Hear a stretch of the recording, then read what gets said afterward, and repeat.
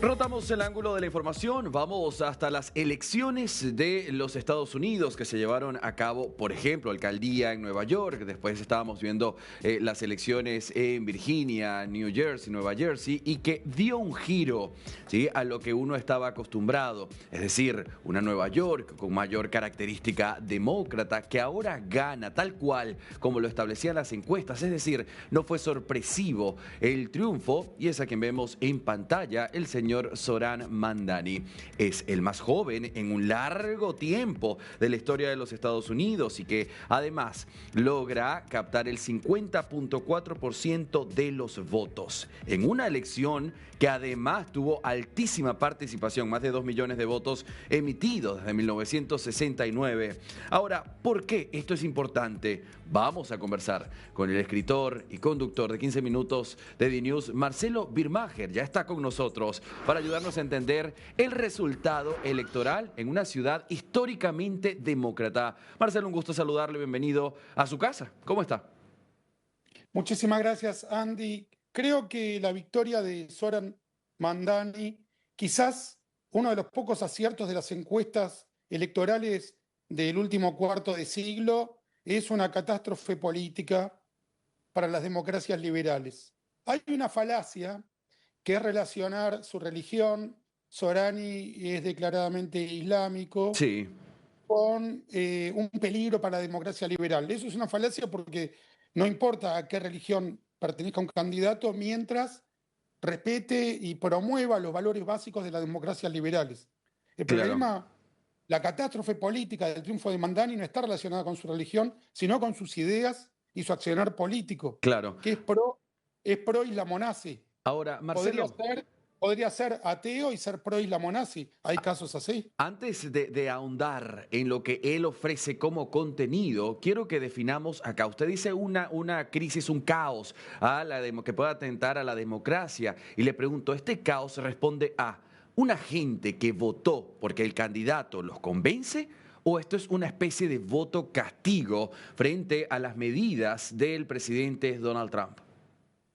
Creo que hay un electorado creciente en el occidente liberal autodestructivo que buscando una parábola de justicia perfecta Ujú, termina socavando las bases de la democracia liberal.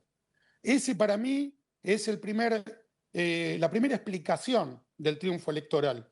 Creo que los castigos electorales suelen estar relacionados con una alternativa menos mala que la que se castiga. claro, Cuando se castiga con una alternativa peor a la que existía, es un autocastigo. Y claro. creo que en el occidente liberal estamos presenciando en manifestaciones universitarias en Europa e incluso ahora en Nueva York un movimiento de autoflagelación. Ahora, Marcelo, ¿podemos tomar como responsable de estas elecciones también a la crisis migratoria que se vive allí en los Estados Unidos, especialmente en Nueva York? Es decir, Nueva York que se ha caracterizado por ser generalmente azul, demócrata, y ahora se corre la línea más a un socialista moderno, o como algunos ya lo llaman, un extremista de izquierda. No creo que esté relacionado con la crisis inmigratoria en sí, porque el planteo de Donald Trump es reforzar la legalidad, lo cual en un mediano plazo favorecería tanto a inmigrantes como a norteamericanos descendientes de nativos. El, no el problema, el mérito inmigratorio norteamericano está sobradamente probado desde el comienzo de lo que es la más exitosa y la primera de las democracias contemporáneas, pero siempre estuvo asociado con la legalidad. Ahora, con la amenaza que representan el islamonazismo y el narcotráfico, permitir una inmigración masiva ilegal también es autodestructivo. De modo Claro. que la defensa de la inmigración ilegal no es la defensa de la inmigración, es la defensa del delito. Y en ese contexto se puede ubicar también el triunfo de Mamdani, es decir, un electorado, en este caso neoyorquino, que cuenta con el apoyo del intelectualismo woke o de la academia woke, Claro. que, repito, está sembrando las bases de su autodestrucción. Ahora, Marcelo, él gana esto y en campaña lo veíamos con un enfoque bastante progresista, algo que no se acostumbra a ver en los Estados Unidos, más en países de América Latina, países del tercer mundo. Te ofrezco el transporte gratuito, te congelo el precio de los alquileres, no vamos a aumentar los impuestos, sí, a los millonarios, que termina el fondo, pues si esto pudiera ser otro debate, nunca siendo así. ¿Cuál es el fondo de esta campaña progresista que además fue criticada? Bueno, le dijeron, no vas a tener fondos para sostenerlo. Permitime que lo compare con un político que fue considerado progresista desde su lamentable asesinato hasta hoy, que es John Fitzgerald Kennedy, Sí, que propuso, por ejemplo, la integración de la población afroamericana en Estados Unidos, que era una exigencia ineludible, fundamental, para complementar la democracia americana, que propuso una mejor distribución de la riqueza en relación con Latinoamérica, la Alianza para el Progreso, etcétera, pero nunca olvidó cuál era el conflicto central de su época, que era la lucha contra el comunismo. Kennedy intentó liberar a Cuba de la dictadura castrista apoyando el regreso de los exiliados cubanos a Bahía de los Cochinos, impidió que Rusia se apoderara de parte de Latinoamérica en la crisis de los misiles, que la resolvió muy bien y aún hoy es recordado como un presidente progresista. Mandani es exactamente lo contrario. En la superficie pareciera promover la mejora de las condiciones de vida de los neoyorquinos, pero en el conflicto central de nuestro tiempo, que es la lucha contra el islamo-nazismo y contra el narcotráfico, Mandani está mucho más cerca de los islamonazis que de la democracia liberal y mucho más cerca de los narcotraficantes que de la legalidad de las democracias liberales. claro. Y en esta postura antidemocrática encontró, en un modo excepcional, un electorado neoyorquino con una fuerte influencia woke, con un fuerte, esto es una paradoja, un fuerte componente de clase media culta que está labrando las bases, como repito, perdón que lo repita, pero me parece la menos mala de las explicaciones de su autodestrucción. Y acá también aparece parte de una intelectualidad judía neoyorquina que no es para nada mayoritaria, pero sí muy influyente, que lo legitimó y que resulta incluso más autodestructiva que el resto del electorado que votó a Mandani, porque uno de las premisas islamonazis de Mandani es contra la existencia de Israel, que deriva directamente en estar contra la existencia del pueblo judío. Claro. Ahora, hay cosas que no se pueden negar, sin duda alguna, allí en los Estados Unidos, y ha sido, por ejemplo, el alto costo que se da en ciudades como Nueva York, y que Nueva York, así como Chicago, como Los Ángeles, marcan tendencias en próximas elecciones. Si bien se hablaba que esto era un golpe simbólico para Donald Trump, pues también deja la mirada de lo que pudiera ser el Congreso en las elecciones de 2026. ¿Qué vislumbras, Marcelo? Permitime, Andy, que siga haciendo una mirada entre geopolítica y global. Sí, sí, por supuesto. Durante la pandemia se consideraba que Trump e incluso Bolsonaro Sí, atentaban contra los derechos humanos por permitir que la gente vaya a trabajar, por promover que continuara la vida productiva de la cual dependemos todos para vivir, por lo menos los adultos, mientras que Biden provocó una de las crisis inflacionarias más excepcionales de Norteamérica en esta última parte del primer cuarto del siglo XXI. ujú, La economía está funcionando mucho mejor en la Norteamérica libre de Trump que en las esotéricas restricciones que impuso Biden durante la pandemia. Eso me parece que es innegable para cualquiera que haga un cotejo medianamente racional. También al expresidente Bolsonaro, ahora preso por otro motivo, pero se lo consideraba un asesino serial por promover que la gente, por permitir, más que promover, que la gente fuera a trabajar durante la pandemia, mientras que Lula representaba todo lo contrario y ahora está, si bien enfrentando al narcotráfico, promoviendo una masacre en esta especie de guerra civil que lleva a cabo en las favelas, que no pudo ser ni siquiera mínimamente emparentada por la gestión de Bolsonaro. claro. Realmente la economía funciona mucho mejor, pero infinitamente mejor, ontológicamente mejor con Trump que durante la gestión de Biden durante la pandemia.